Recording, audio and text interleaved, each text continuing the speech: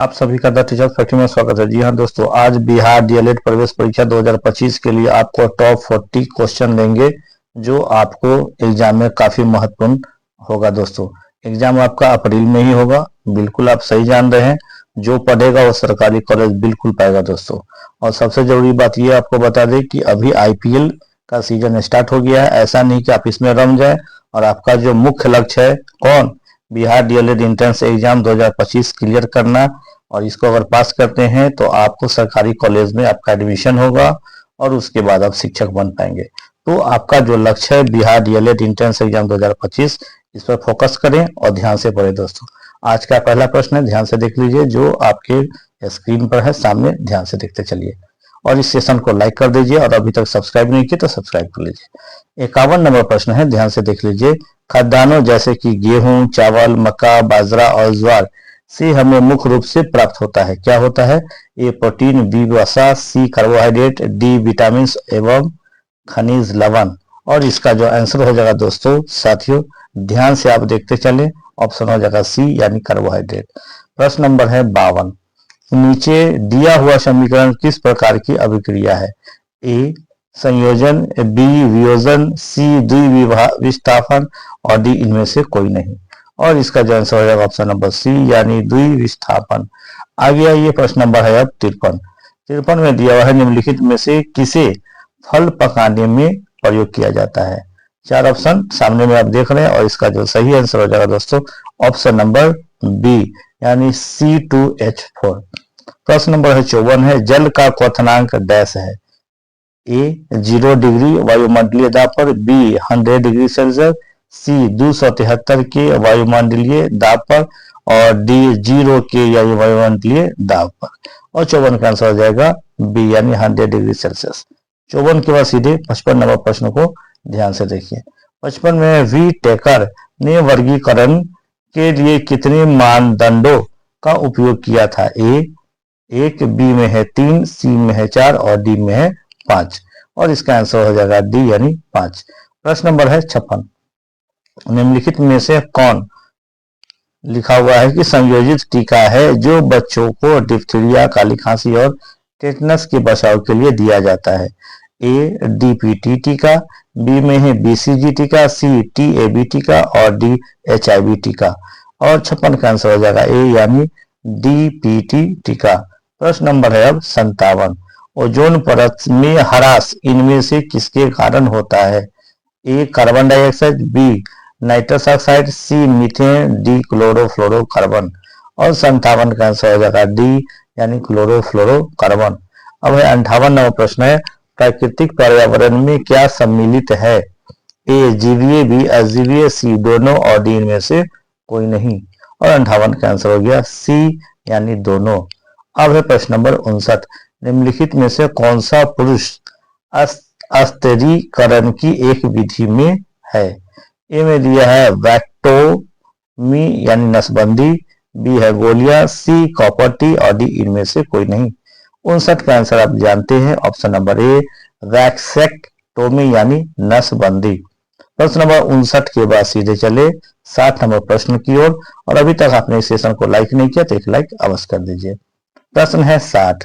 20 metre प्रति second की रफ्तार से एक सरल रेखीय पथ पर चल रही बस का त्वरण 4 मीटर प्रति सेकंड स्क्वायर है। 2 सेकंड के पश्चात इसकी चाल क्या होगी? ये आपको बताना है। ये न्यूमेरिकल का प्रश्न है। इसे जब आप सॉल्व करेंगे तो आंसर इसका हो जाएगा डी यानी 28 मीटर पर सेकंड। आगे 61 नंबर प्रश्न है, किसी वस्तु का द्रव्यमान 20 किलोग्राम है, यह भार बराबर है, किसका होगा? 4 ऑप्शन आप सामने में देख रहे हैं, आंसर हो जाएगा बी यानी कि 196 न्यूटन। प्रश्न नंबर है अब 62 में दिया हुआ है, किसी वस्तु का वजन हवा में 10 न्यूटन है, जब उस वस्तु को किसी द्रव में पूरी तरह डुबाया जाता है तब उसका वजन 8 न्यूटन रहता है। उस वस्तु द्वारा हटाए गए द्रव का वजन होगा, कितना होगा? ए 10 न्यूटन, बी 8 न्यूटन, सी 12 न्यूटन और डी 2 न्यूटन। और 62 का आंसर हो जाएगा डी यानी 2 न्यूटन। 63 नंबर प्रश्न है, मनुष्यों में ध्वनि की श्रव्यता का परिसर है? ए 20 हर्ट्ज से कम, बी 2000 हर्ट्ज से ज्यादा, सी लगभग 20 हर्ट्ज से 2000 हर्ट्ज तक, और सी 25 किलो हर्ट्ज से ऊपर। और 63 का आंसर हो जाएगा सी, यानी कि लगभग 20 हर्ट्ज से 20,000 हर्ट्ज तक। आगे ये प्रश्न नंबर अब है 64। उत्पत्ति के आधार पर संसाधनों को कितने भागों में बांटा गया है? एक में दिया है ए में दिया है 1, बी में दिया है 2, सी में दिया है 3 और डी में दिया है 4। 64 का आंसर हो जाएगा बी यानी 2। आइए 64 के बाद सीधे आप 65 नंबर प्रश्न को ध्यान से देखिए, अंत तक पूरा देखिए और इस सेशन को शेयर अवश्य कीजिए। 65 में दिया है पृथ्वी के वायुमंडल में पाई जाने वाली गैसों में नाइट्रोजन की मात्रा कितनी होती है? ए यानी कि 0.1, बी 0.2, सी 0.4 और डी 0.7808। और 65 का आंसर हो जाएगा डी यानी 0.7808। आइए 66 नंबर प्रश्न। प्रथम पृथ्वी सम्मेलन का आयोजन कब किया गया? ठीक है, प्रश्न है कब किया गया? ए में दिया है 1992, बी 1994, सी 1996 और डी 1999। 66 का आंसर हो जाएगा ए यानी 1992। 67 नंबर प्रश्न है तापीय ऊर्जा के उत्पादन में किस पदार्थ का प्रयोग किया जाता है? ए जल, बी कोयला, सी पेट्रोलियम और डी इनमें से कोई नहीं। 67 का आंसर हो जाएगा बी यानी कोयला। अब आइए 68 नंबर प्रश्न है, ध्यान से देखिए। विद्युत ऊर्जा का वाणिज्यिक इकाई क्या है? ए वाट, बी वाट प्रति घंटा, सी 1 यूनिट, इनमें से कोई नहीं यानी डी नंबर। अब इसका जो आंसर हो जाएगा ऑप्शन नंबर सी हो जाएगा यानी 1 यूनिट यानी 1 kWh। आगे है 69 नंबर प्रश्न। चित्र में प्रदर्शित विद्युत परिपथ के बिंदु ए तथा बी के बीच समतुल्य प्रतिरोध होगा।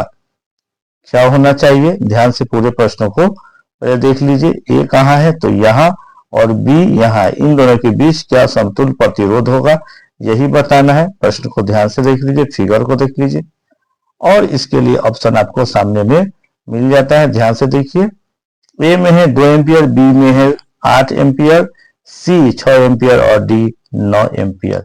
और इसमें से जो आंसर हो जाएगा दोस्तों, ध्यान से देखें, और प्रश्न नंबर 69 है, आंसर हो जाएगा बी यानी 8 एम्पियर। प्रश्न नंबर है अब 70। दाढ़ी बनाने में किस प्रकार के दर्पण का उपयोग किया जाता है? ए अवतल दर्पण, बी उत्तल दर्पण, सी समतल दर्पण और डी कोई नहीं। आंसर हो जाएगा ए यानी अवतल दर्पण। प्रश्न है अब 71। हल्के और तेज चलने वाले जहाज यानी कैरावल को किसने बनाया था? प्रश्न ये भी आ सकता है कि हल्के और तेज चलने वाले जहाज को क्या कहते हैं, तो कैरावल लिख देंगे।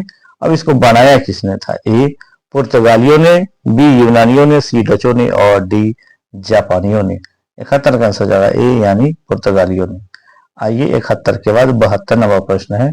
वाणिज्यिक अनाज की खेती में निम्नलिखित में से कौन सी फसल उगाई जाती है?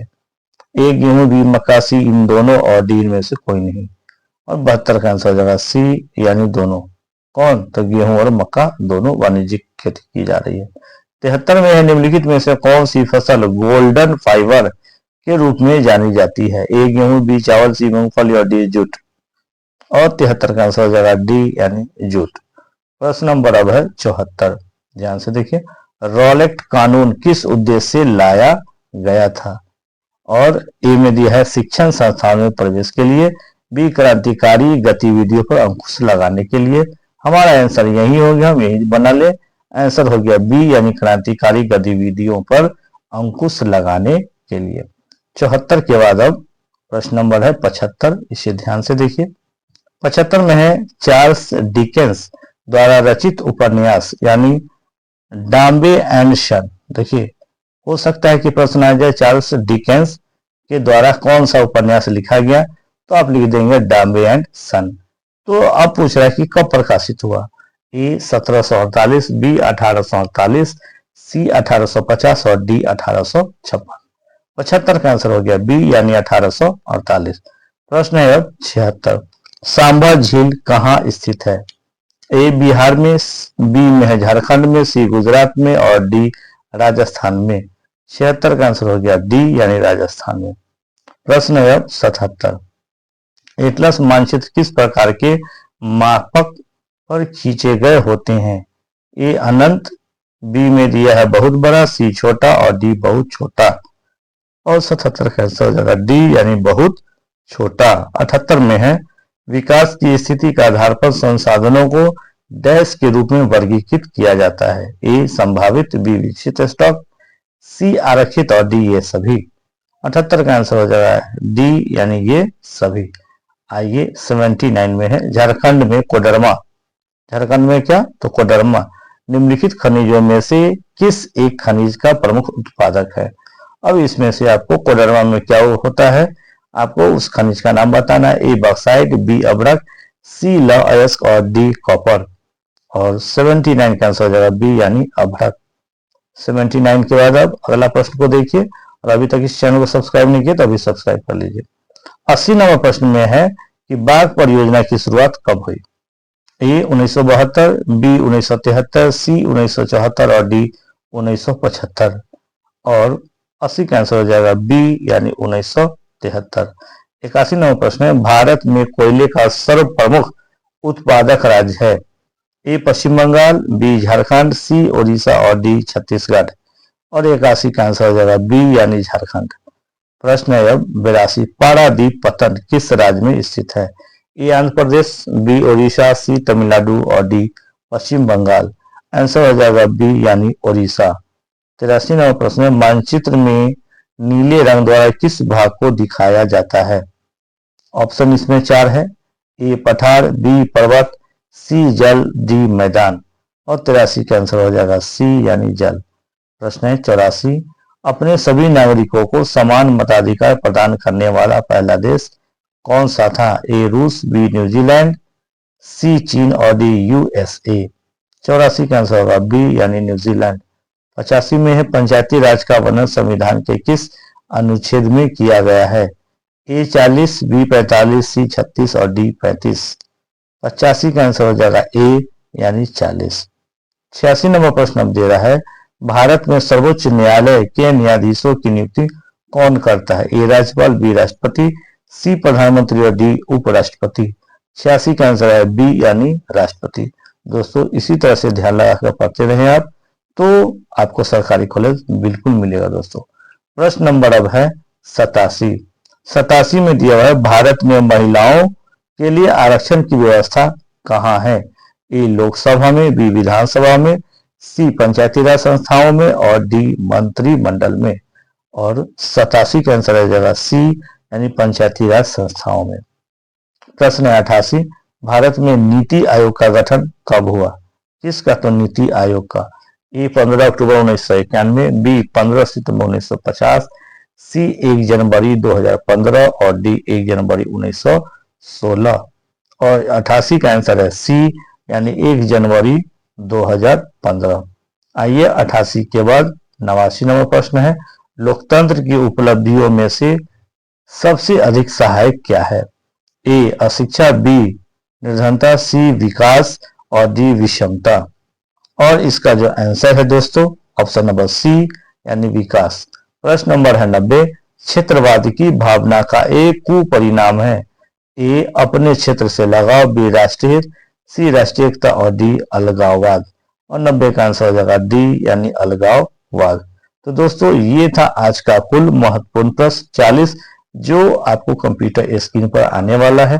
और हाँ दोस्तों अभी तक आपने हमारे चैनल को सब्सक्राइब नहीं किया तभी सब्सक्राइब कर लीजिए, ताकि कल जो ये महत्वपूर्ण प्रश्न का सेट आने जा रहा है 40 क्वेश्चन का, वो सीधे आपके मोबाइल तक पहुंच सके दोस्तों। और इस सेशन को अगर अभी तक आप शेयर नहीं किए तो अपने दोस्तों को भी शेयर कीजिए ताकि उनको भी इसका लाभ मिल सके। ठीक है दोस्तों, मिलते हैं अगले सेशन में, तब तक के लिए अपना ख्याल रखें, प्रैक्टिस जारी रखें। Thank you.